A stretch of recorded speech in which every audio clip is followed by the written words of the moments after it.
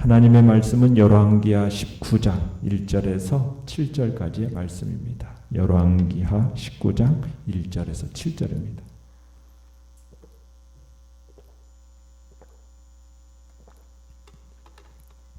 열왕기하 19장 1절에서 7절 우리 한 목소리로 같이 읽겠습니다.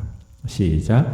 히스기야 왕이 듣고 그 옷을 찢고 굵은 배를 두르고 여호와의 전에 들어가서 왕궁의 책임자인 엘리야김과 서기관 셈나와 제사장 중 장로들에게 굵은 배를 둘려서 아모스의 아들 선지자 이사야에게로 보내매 그들이 이사야에게 이르되 히스기야의 말씀이 오늘은 환난과 징벌과 모욕의 날이라 아이를 낳을 때가 되었으나 해산할 힘이 없도다. 랍사게가 그의 주 아수르 왕의 보냄을 받고 와서 살아계신 하나님을 비방하였으니 당신의 하나님 여호와께서 혹시 그의 말을 들으셨을지라. 당신의 하나님 여호와께서 그 들으신 말 때문에 꾸짖으실 듯하니 당신은 이 남아있는 자들을 위하여 기도하소서 하더이다 하니라. 이와 같이 히스기야 왕의 신복이 이사야에게 나아가니 이사야가 그들에게 이르되 너희는 너희 주에게 이렇게 말하라. 여호와의 말씀이 너는 아수르 왕의 신복에게 들은 바 나를 모욕하는 말 때문에 두려워하지 말라. 내가 한 영을 그의 속에 두어 그로 소문을 듣고 그의 본국으로 돌아가게 하고 또 그의 본국에서 그에게 칼에 죽게 하리라 하셨느니라 하더라. 아멘. 오늘 말씀의 제목은 두려워하지 말라라는 제목입니다. 오늘 본문에서 히스기야 왕이 아수르 왕 사네립의 분장 랍사게로부터 항복을 요구하는 말, 모독적인 그 말을 전해 듣고서는 보인 반응, 그 보인 반응이 오늘 본문의 내용입니다. 내용 관찰 문제 1번을 보시면 랍사게의 말을 전해 들은 히스기야 왕은 궁극적으로 누구의 도움을 구합니까? 참 협상의 여지가 있는가 타진해 보라고 보낸 새 대신들로부터 소식을 들은 히스기야가 먼저 1절에 보면 그 자리에서 그의 옷을 입고 있던 옷을 찢었습니다. 옷을 찢는다라는 것은 슬픔을 상징한다라는 표현이에요. 그리고서는 굵은 배를 둘렀다. 굵은 배옷을 입었는데 이 굵은 배옷을 입는다라는 것은 하나님 앞에서 회개한다라는 상징적인 의미를 지닌 행동입니다. 그렇다면 정확하게는 무슨 회개를 했을까? 그 시대의 정치적인 배경을 생각해 볼 때 아마도 히스기야는 하나님을 온전하게 의지하지 못하고 애굽을 바라보면서 그 애굽의 도움을 청했던 것 같아요. 아마 그런 부분에 있어서 회개를 했던 것 같습니다. 이미 하나님은 출애굽 시대 때부터 어떤 일이 있어도 애굽 쪽은 바라보지도 말라고 당부를 하셨지 않습니까? 왜냐하면 그 애굽이란 땅은 속박과 고통을 상징하는 땅이기 때문입니다. 그뿐만 아니라 이스라엘 왕에게 하나님은 말이나 병거도 이렇게 모으지 말라고 말씀하셨잖아요. 그래서는 안 된다고. 왜냐하면 이스라엘은 믿음의 공동체이기 때문에 왕들에게 이스라엘의 구원은 오직 누구에게 속한 것이라는 얘기입니까? 여호와 하나님께 속한 것이라는 믿음을 요구하는 방식으로서 말이나 병거를 모으지 못하게 했었어요. 자, 그런데 히스기야는 아마 애굽의 도움도 기대하면서 아수르의 반역도 했고 그리고 자신이 온전히 하나님을 신뢰하지 못한 것에 대한 회개를 이 배옷을 입고서는 했던 것으로 보여집니다. 자, 그리고 나서 히스기야는 자신은 어디로 들어갑니까? 여호와의 전에 들어가고 신하들을 누구에게 보내고 있습니까?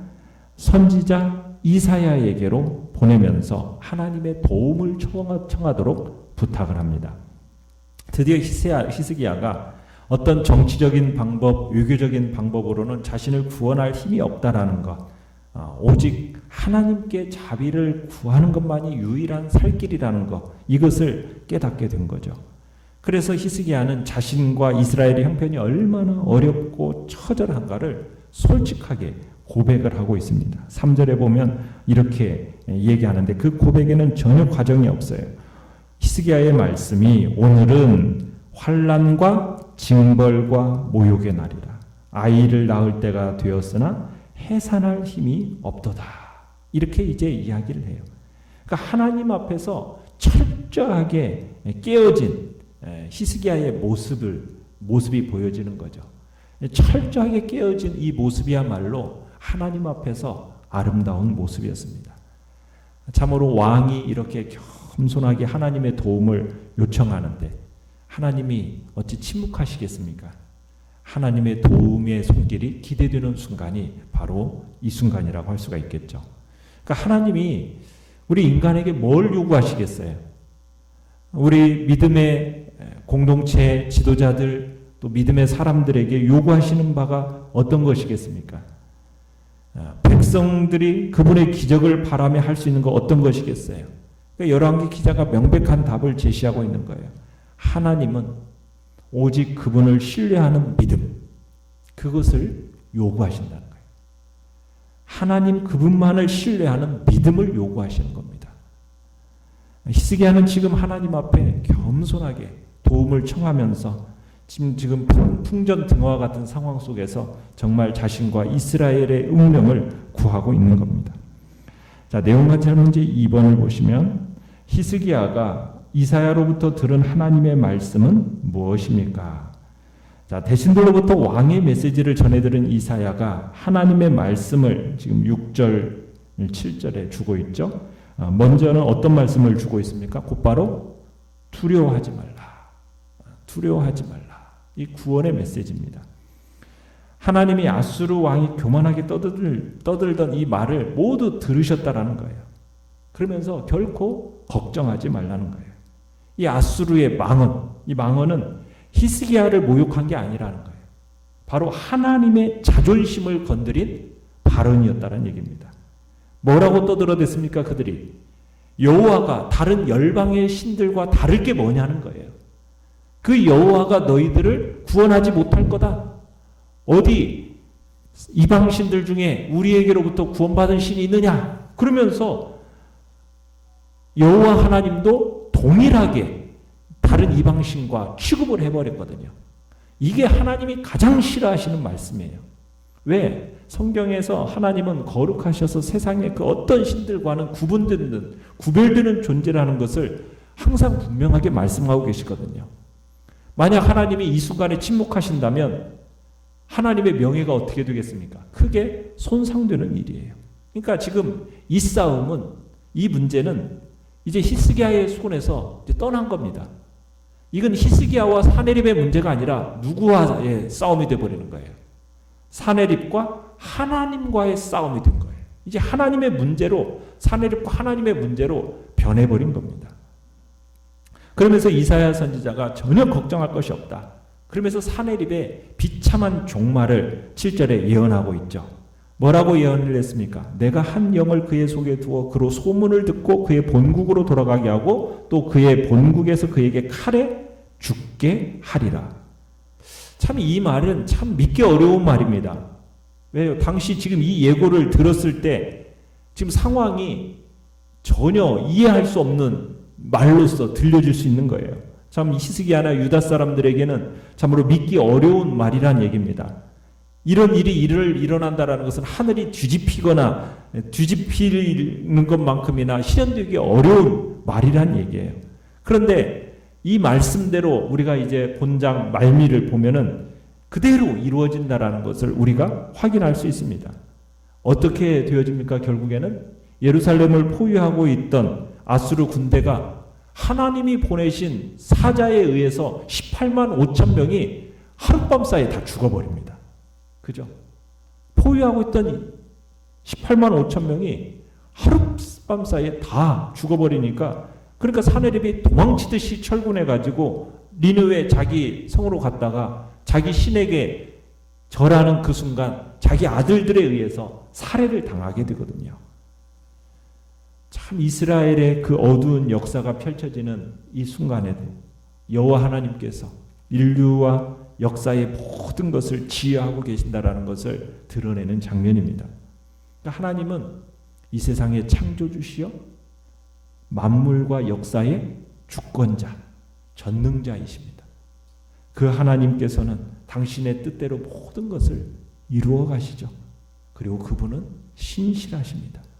그래서 하나님이 자신이 말씀하신 것은 뭐든지 그대로 이루시는 분이세요. 그래서 우리는 하나님의 말씀에 대해서 내 생각과 맞지 않고 합리적이지 않다라는 생각으로 그분의 능력을 제한해서는 안 돼요.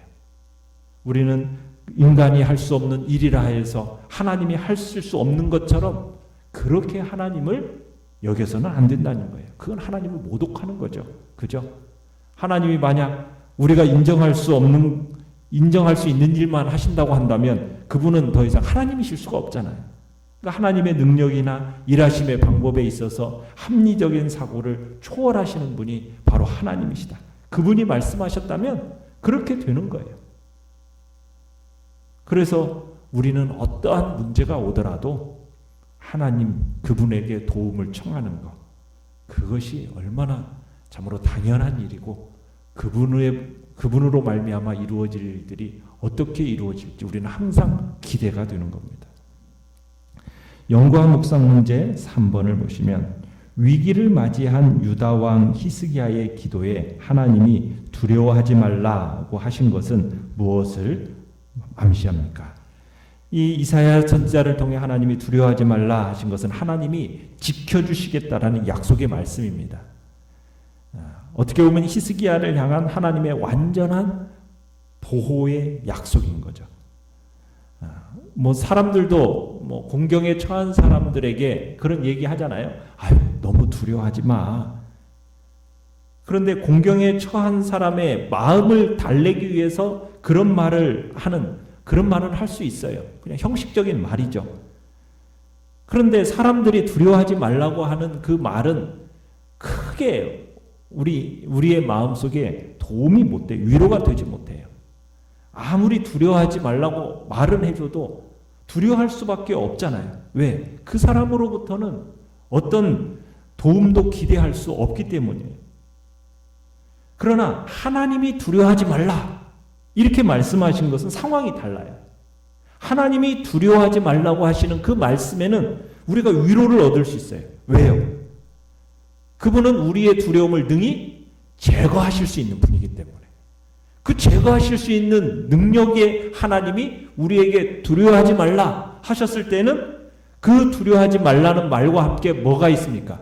그 문제에 대한 해결점까지 하나님은 다 제공하고 계시는 거거든요.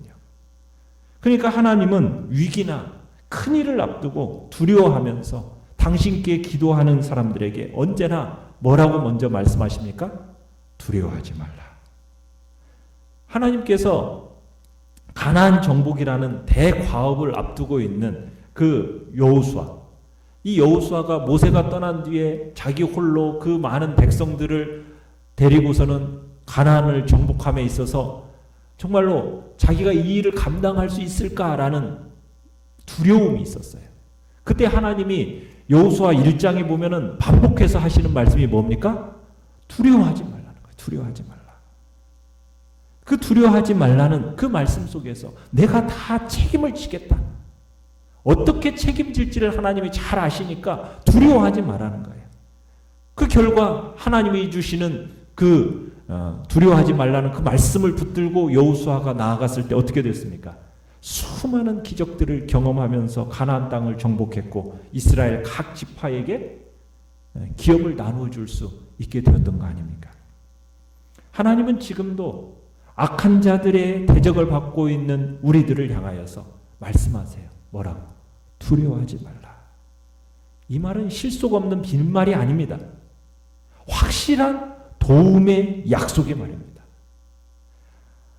그렇기 때문에 여러분이 세상에서 어떤 사방으로 우겨싸움을 당한다 할지라도 절대로 낙심하거나 두려워하지 말라는 거예요.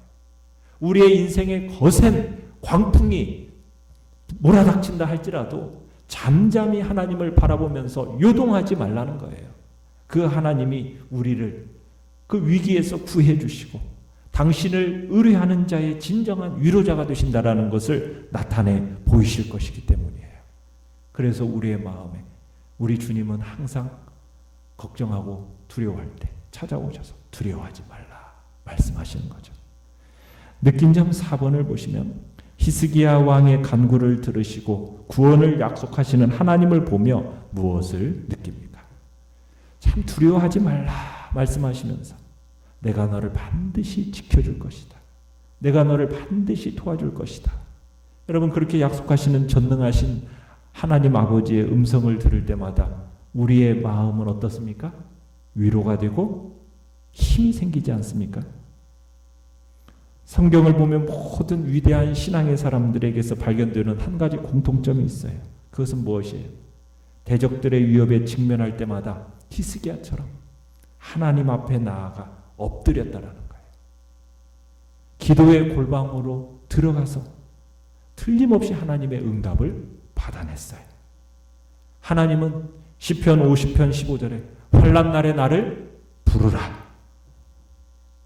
부르라는 거예요. 왜 부르라고 하십니까? 그 환난에서 우리를 건져주시려고. 그 부르는 우리를 향하여 뭐라고 약속하십니까? 내가 너를 건지리니 내가 나를 영화롭게 하리로다. 하나님은 언제나 우리를 도울 준비를 마치고 기다리고 계십니다.